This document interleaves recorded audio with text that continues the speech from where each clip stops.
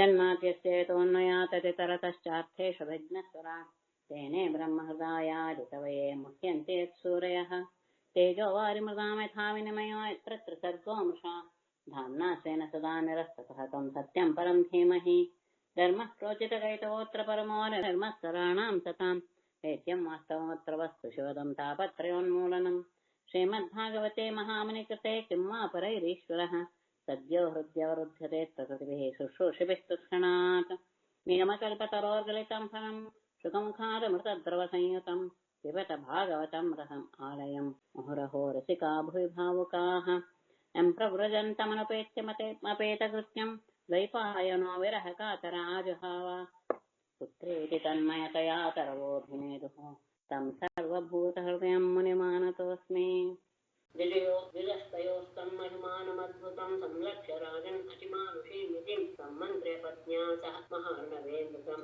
पालं प्रभासे वरयां बभूवः द्विजः तयोः अद्भुतं महिमानम् अतिमानुषीं मतिं संलक्ष्य राजन् सह पत्न्या सम्मन्त्र्य प्रभासे महार्णवे मृतं बालं वरयां बभूव द्विजः ಬ್ರಾಹ್ಮಣನಾದ ತಂದಿತನನ್ನು ತಯೋಹ ಬಲರಾಮಕೃಷ್ಣರ ಅದ್ಭುತಂ ಮಹಿಮಾನು ಅದ್ಭುತವಾದಂತಹ ಮಹಿಮಾನು ಹೇಳಿಲ್ಲ ಅಂತ ಅಷ್ಟೇ ಮಾಡಿದಂತಹ ಅದ್ಭುತವಾದಂತಹ ಮಹಿಮೆಯನ್ನು ಅಷ್ಟೇ ಅಲ್ಲ ಅತಿಮಾನುಷೀಂ ಮನುಷ್ಯರನ್ನು ಮೇಲಿಸಿದಂತಹ ಅತ್ಯಂತ ಅಲೌಕಿಕವಾದಂತಹ ಬುದ್ಧಿಯ ಪರಾಕ್ರಮ ಬುದ್ಧಿಯ ಶಕ್ತಿಯನ್ನು ಸಹ ಸಲ್ಲಕ್ಷ್ಯ ನೋಡಿ ಸಹ ಅವರು ಪತ್ನಿಯ ಸಂಬಂಧಿಯ ಪತ್ನಿಯೊಡನೆ ವಿಚಾರ ಮಾಡಿ ಏನ್ ಕೇಳಬಹುದು ಎನ್ನುವುದನ್ನ ಪತ್ನಿಯೊಡನೆ ಸಮಾಲೋಚನೆ ಮಾಡಿ ಅವ್ರು ಕೇಳಿದ್ರು ಪ್ರಭಾಸೆ ಪ್ರಭಾಸ ಕ್ಷೇತ್ರದಲ್ಲಿ ಒಂದು ದೊಡ್ಡ ಸಮುದ್ರದಲ್ಲಿ ಅವರ ಮಗ ಹೋಗಿರ್ತಾನೆ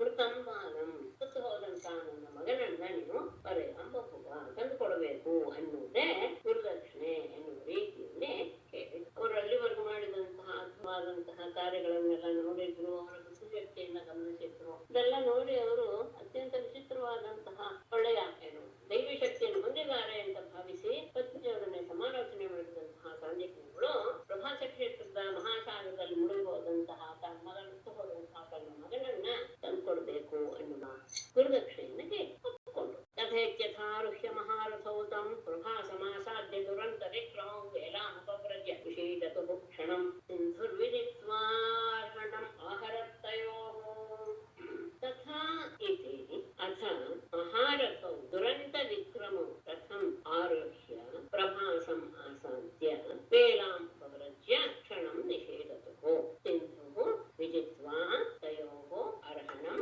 ಆಹರತ್ ತಥಾ ಇತಿ ಹಾಗೆ ಆಗಲಿ ಅಂತ ಹೇಳಿ ಅಥ ಬಳಿಕ ಮಹಾರಥಿಕರಾದ ದುರಂತ ವಿಕ್ರಮವು ಅಪ್ರತಿಮ ಪರಾಕ್ರಮಶಾಲಿಗಳಾದ ಅವರಿಬ್ಬರು ರಥಮಾರುಹ್ಯ ರಥವನ್ನ ಏನೇ ಪ್ರಭಾಸ ಕ್ಷೇತ್ರಕ್ಕೆ ಬಂದು ವೇಲಾಂ ಉಪವ್ರಜ್ಯ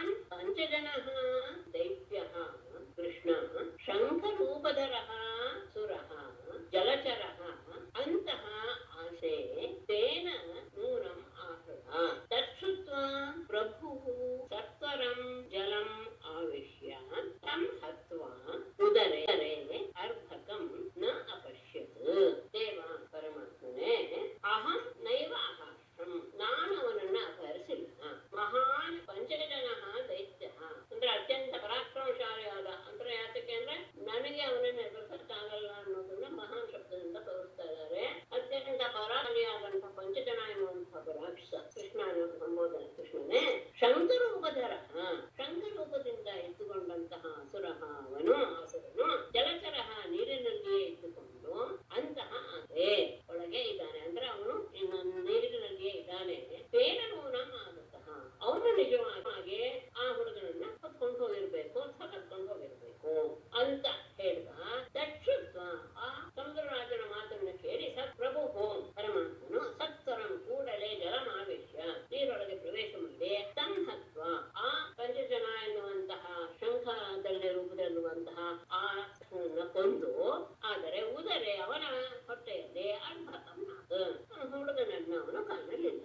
ಏನು ಹೇಳಿದ, ನಾನು ಅವನನ್ನ ಅಪಹಾರ ಮಾಡಿಲ್ಲ, ಆದ್ರೆ ನನ್ನ ನೀರಿನಲ್ಲಿಯೇ ಒಬ್ಬ ಪಂಚಜನ ಎನ್ನುವಂತಹ ಶಂಖರೂಪದಲ್ಲಿರುವಂತಹ ಒಬ್ಬ ರಾಕ್ಷಸ ಇದ್ದಾನೆ, ಅವನು ಅಪಹಾರ ಮಾಡಿರ್ಬೇಕು, ಅವನನ್ನು ಎದುರುವಂತ ರೈತನ ಇಲ್ಲ ಅಂತ ಹೇಳಿದ ತಕ್ಷಣ ಕೂಡಲೇ ನೀರಿನ ಒಳಗೆ ಪ್ರವೇಶ ಮಾಡಿದ ಕೃಷ್ಣ ಅಲ್ಲಿ ಪಂಚಜನ ಎನ್ನುವಂತಹ ರಾಕ್ಷಸನ ಸಂಹಾರ ಮಾಡಿದ, ಆದರೆ ಅವನ ಹೊಟ್ಟೆಯಲ್ಲಿ ಹುಡುಗ ಕಾಣಲಿಲ್ಲ. ಆಗ ತರಂಗ ಪ್ರಭಂ ಶಂಖಂ ಆದಾಯ ಸಮಾಗಮತ್ ತಪಸ್ಸಂಯಮನೀಂ ನಾಮ ಯಮಸ್ಯ ದೈತಾಂ ಪುರೀಂ ದತ್ವಾ ಜನಾರ್ದನ ಶಂಖಂ ಪ್ರದತ್ಮೋ ಸಹಲಾಯುಧಃ ಶಂಖ ನಿರ್ಧಾರಮಾಕರ್ಣ್ಯ ಪ್ರಜಾ ಸಂಯಮನೋ ಯಮಃ ತಯೋ ಸಪರ್ಯಾಮಹತೀಂ ಚಕ್ರೇ ಭಕ್ತಿ ಬಹುಗುರುದಿತಾಂ ಉವಾಚ ವರದಃ ಕೃಷ್ಣಂ ಸರ್ವಭೂತಾಶಯಾಲಯಂ ಲೀಲಾಮನುಷ್ಯ ಹೇ ವಿಷ್ಣು ವಯಃಕರವಾಮಕಿಂ ತದಂಗ ಪ್ರಭವಂ ಶಂಖಂ ಆದಾಯ ರಥಂ ಆಗಮತ್ ತತಃ ಸಂಯಮನೀಂ ನಾಮ ಯಮಸ್ಯ ದೈತಾಂ ಪುರೀಂ ಗತ್ವಾ ಸಹಲಾಯುಧಃ ಜನಾರ್ದನಃ ಶಂಖಂ ಪ್ರದತ್ಮೋ ಶಂಖ ನಿರ್ಹಾದಂ ಆಕರ್ಣ್ಯ ಪ್ರಜಾ ಸಂಯಮನಃ ಯಮಃ ತಯೋಃ ಭಕ್ತಿವಗರ್ಹಿತಾಂ ಮಹತೀಂ ಪರ್ಯಾಂ ಚಕ್ರೇ ಅವನತಃ ಸರ್ವಭೂತಾಶಯಾಲಯಂ ಕೃಷ್ಣಂ ಉವಾಚ ಲೀಲಾಮನುಷ್ಯ ಹೇ ವಿಷ್ಣು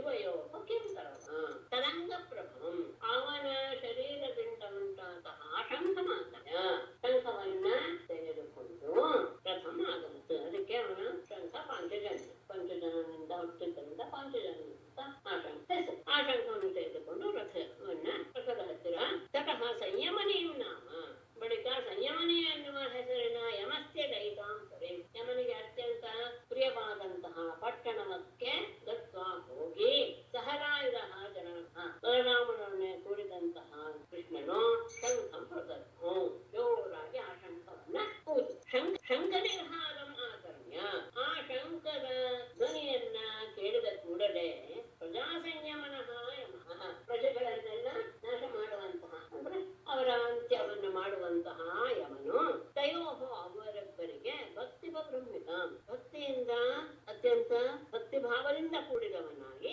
ಮಹತೀಂ ಸಪರ್ಯಾಂ ಚಕ್ರೆ ಅತ್ಯಂತ ಉತ್ತಮವಾದ ರೀತಿಯಲ್ಲಿ ಅವರಿಬ್ಬರಿಗೂ ಪೂಜೆಯನ್ನು ಮಾಡಿದ. ಅಷ್ಟೇ ಅಲ್ಲ, ಅವನತಃ ವಿನಯಪೂರ್ವಕವಾಗಿ ತಲೆ ಬಗ್ಗಿಸಿಕೊಂಡು ಸರ್ವಭೂತಾಶಯಾಲಯಂ ಎಲ್ಲ ಜೀವಿಗಳ ಮನಸ್ಸಿನಲ್ಲಿ ನೆಲೆಸಿರುವಂತಹ ಕೃಷ್ಣನನ್ನು ಕುರಿತು ವಾಚ ಹೇಳಿದ. ಲೀಲಾಮನುಷ್ಯ ಹೇ ವಿಷ್ಣು ಕ್ರೀಡೆಗೋಸ್ಕರ ಮನುಷ್ಯ ರೂಪವನ್ನು ಧರಿಸಿರುವಂತಹ ವಿಷ್ಣುವೇ ಇವಯೋಃ ಕಿಂ ಕರವ ನಿಮ್ಮಿಬ್ಬರಿಗೆ ನಾನೇನು ಮಾಡಿದೆ. ಪಂಚಜನನ ಹೊಟ್ಟೆಯಲ್ಲಿ ಹುಡುಗ ಕಾಣಲಿಲ್ಲ ಆದ ತಕ್ಷಣ ಅವನ ದೇಹದಿಂದ ಉಂಟಾದ ಶಂಖವನ್ನು ತೆಗೆದುಕೊಂಡು ರಥಕ್ಕೆ ಹಿಂತಿರುಗಿ ಜನಾರ್ದನ ಬಲರಾಮನೊಡನೆ ಯಮನಿಗೆ ಪ್ರೀತಿಪಾತ್ರವಾದಂತಹ ಸಂಯಮನಿ ಎನ್ನುವಂತಹ ನಗರಕ್ಕೆ ಹೋಗಿ ಅಲ್ಲಿ ತಾನು ತಂದಿದ್ದ ಪಂಚಜನ್ಯ ಶಂಖವನ್ನು ಜೋರಾಗಿ ಪ್ರಜೆಗಳಿಗೆಲ್ಲ ಅಂತ್ಯವನ್ನು ಉಂಟು ಮಾಡುವಂತಹ ಯಮನಿಗೆ ಅರ್ಥನೆ ಕೇಳ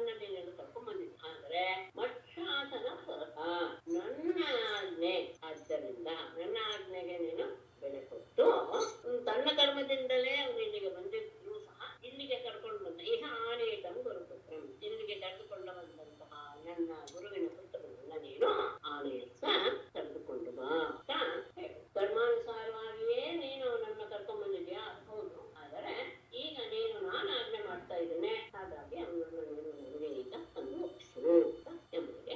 ತಥೈತಿಕೇನೋಪಾನೀತಂ ಗುರುಪುತ್ರಂ ಯದುತ್ತಮಂ ದತ್ವಾ ಸ್ವಗುರವೇ ಭೂಯಃ ಋಣೇಶ್ವೇತಿ ಕಮೂಚತುಃ.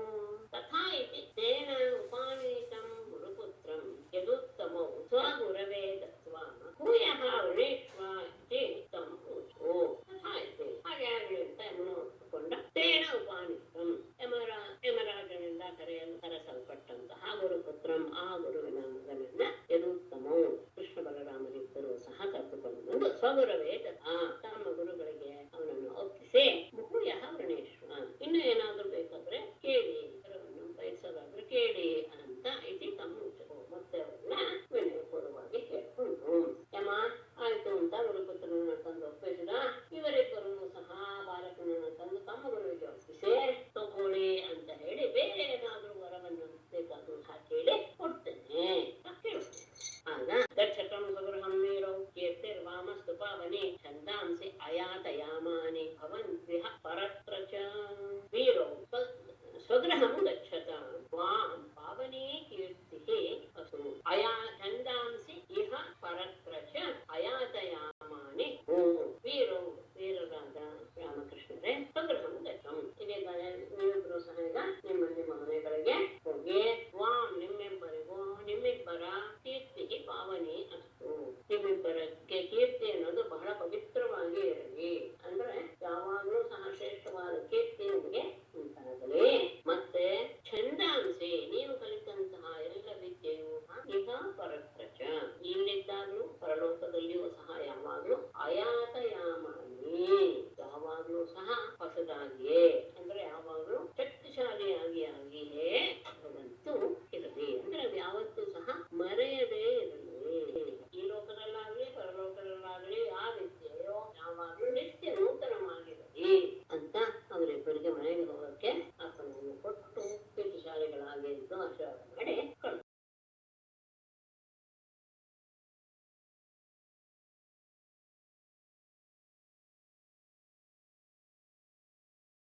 ಗುರುನೈವಂ ಅನುಜ್ಞಾತೋ ರಥೇನ ಅನಿಲರಂಭಸ ಆಯಾತೌ ಸ್ವಪುರಂ ತಾತ ಪರ್ಜನ್ಯನಿನದೇನ ಕೈಂ ತಾತ ಗುರುನ ಏವಂ ಅನುಜ್ಞಾತೌ ಅನಿಲರಂಭಸ ರಥೇನ ಅನಿಲರಂಭಸ ಪರ್ಜನ್ಯನಿನದೇನ ರಥೇನ ಸ್ವಪುರಂ ಆಯಾತೌ ವೈ.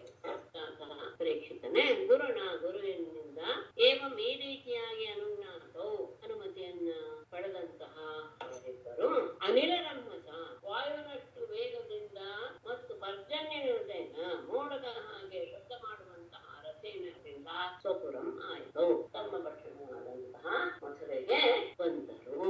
ಗುರುವಿನಿಂದ ಹೀಗೆ ಅನುಜ್ಞೆಯನ್ನು ಪಡೆದ ಮೇಲೆ ಅವರಿಬ್ಬರು ವಾಯುವೇಗವಾದಂತಹ ಏರಿ ಅದು ವೇಗದ ಹಾಗೆ ಶಬ್ದ ಮಾಡ್ತಾ ಇದೆ ರೀತಿಯಲ್ಲಿ ಆ ರೀತಿಯಾದ ಆ ರಥದಿಂದ ಅವರು ತಮ್ಮ ಪಟ್ಟಣಕ್ಕೆ ಬಂದರು. ಆ ರಥದ ಶಬ್ದ ಕೇಳಿದ ತಕ್ಷಣವೇ ಪ್ರಜೆಗಳಿಗೆಲ್ಲ ಆನಂದವಾಗೋಯಿತು. ಸಮನಂದನ್ ಪ್ರಜಾ ಸರ್ವಾಹ ದೃಷ್ಟ್ವಾ ರಾಮಜನಾರ್ದನೋ ಪಶ್ಯಂತ್ಯೋ ಬಹ್ವಹಾನಿ ನಷ್ಟಲಬ್ಧಧನಾಯವ. ಬಹ್ವಹಾನಿ ರಾಮಜನಾರ್ದನೋ ಅಪಶ್ಯಂತ್ಯಃ ಸರ್ವಾಹ ಪ್ರಜಾಃ ದೃಷ್ಟ್ವಾ ನಷ್ಟಲಬ್ಧಧನಾಃ ಇವ ಸಮನಂದನ್. ಬಹ್ವಹಾನಿ ಅನೇಕ ದಿನಗಳವರೆಗೆ ರಾಮಜನಾರ್ದನೋ ಕೃಷ್ಣ ಬಲರಾಮರನ್ನ ನೋಡದೇ ಇರುವಂತಹ ಸರ್ವಾಹ ಪ್ರಜಾ ಎಲ್ಲ ಪ್ರಜೆಗಳು ಸಹ ದೃಷ್ಟ್ವಾ ಅವರಿಬ್ಬರನ್ನ ನೋಡಿ ನಷ್ಟಲಬ್ಧಧನಾಯವ ಕಳೆದು ಹೋದಂತಹ ಹಣ ಸಿಕ್ಕಿದಾಗ ಎಂತಹ ಆನಂದವಾಗುತ್ತೋ ಆ ರೀತಿಯ ಆನಂದವನ್ನ ಸಮನಂದನ್ ತೋರಿಸಿದರು.